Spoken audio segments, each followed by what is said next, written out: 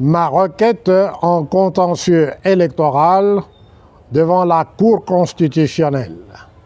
Parlons-en et critiquons-la intelligemment en connaissance de cause. Je m'appelle Mpoika Moulayi Lumbala Tchamanyangala. Je suis professeur de droit à l'Université de Kinshasa. Je suis aussi avocat au barreau de Kinshasa-Gombe.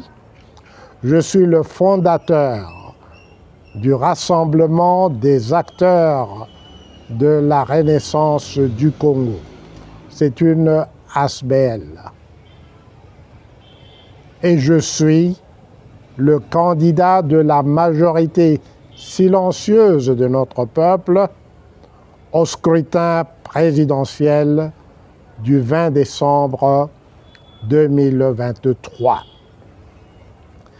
Très chers compatriotes, comme vous le savez déjà, j'ai été coopté par le comité exécutif de l'Eldorado africain qui m'a demandé de répondre à l'offre d'emploi que le peuple souverain a adressée à chaque Congolais qui en a la capacité et les compétences requises pour pourvoir au poste de président de la République dont la vacance a été annoncée par la convocation de l'électorat qui a été faite le 1er septembre 2023.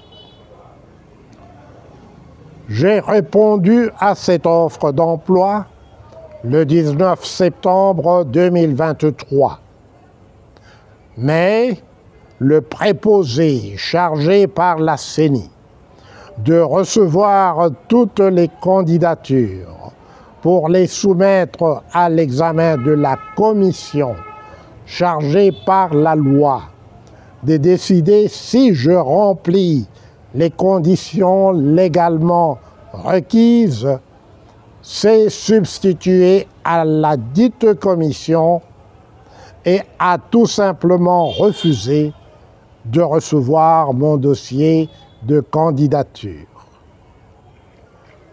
En vertu des dispositions pertinentes de la Constitution, je me suis promptement référé à la Cour constitutionnelle afin qu'elle garantisse mes droits contre la violation qui leur a été faite arbitrairement et capricieusement par un préposé de la CENI ne disposant d'aucun titre ni qualité pour ce faire.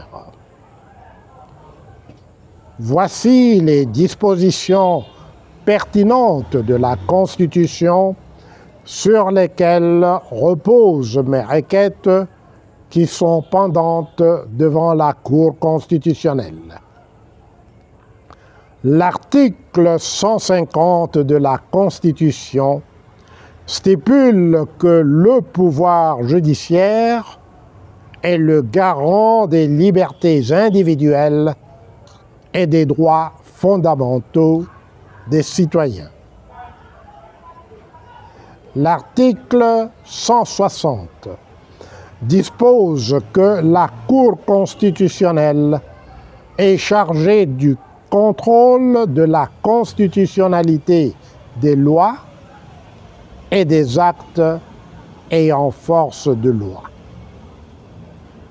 L'article 162 affirme que toute personne peut saisir la Cour constitutionnelle pour inconstitutionnalité de tout acte législatif ou réglementaire.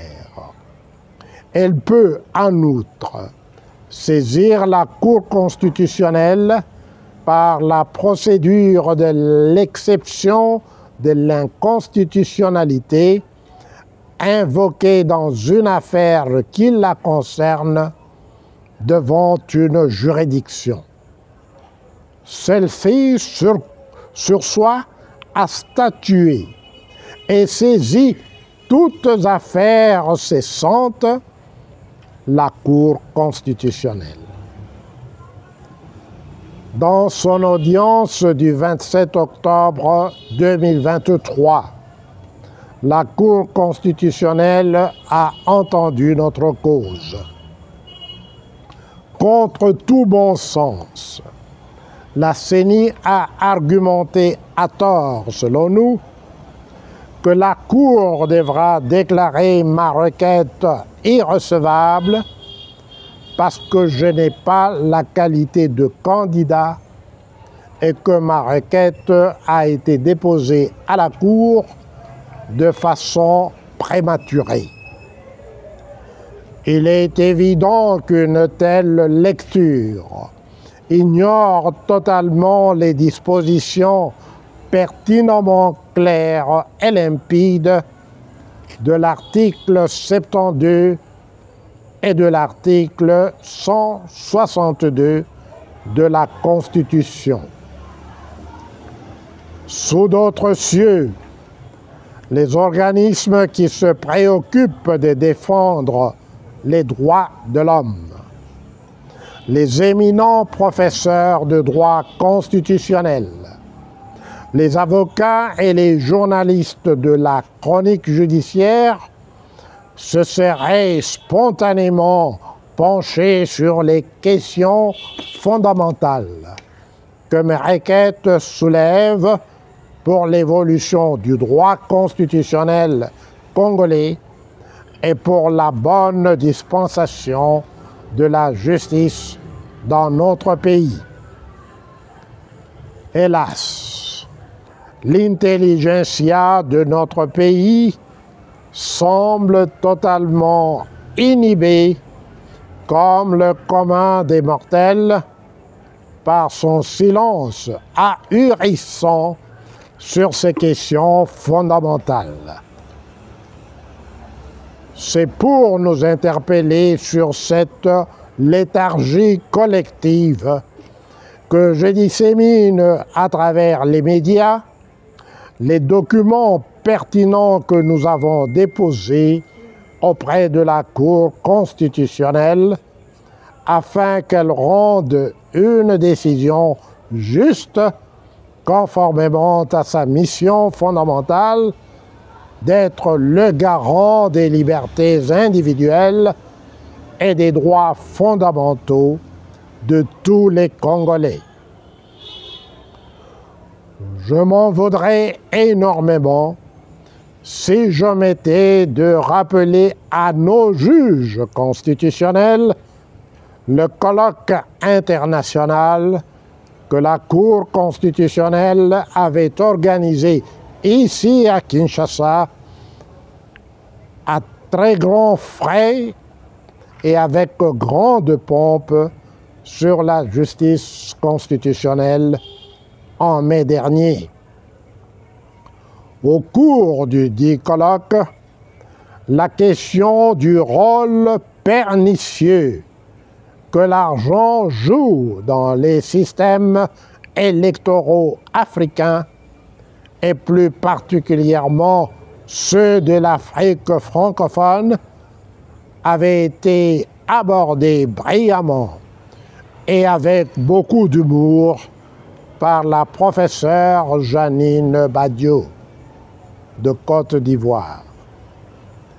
Il n'y a donc aucun doute que l'arrêt que la Cour rendra demain sera examiné avec une attention soutenue par les juristes d'ailleurs, c'est-à-dire d'autres pays, y compris d'autres pays africains, qui seront fortement ébahis par le mutisme que les juristes congolais ont gardé face à ce procès constitutionnel inédit au Congo et en Afrique.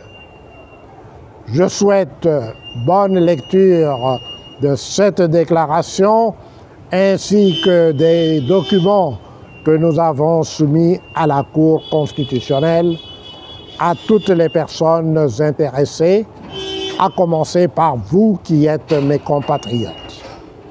Je vous remercie.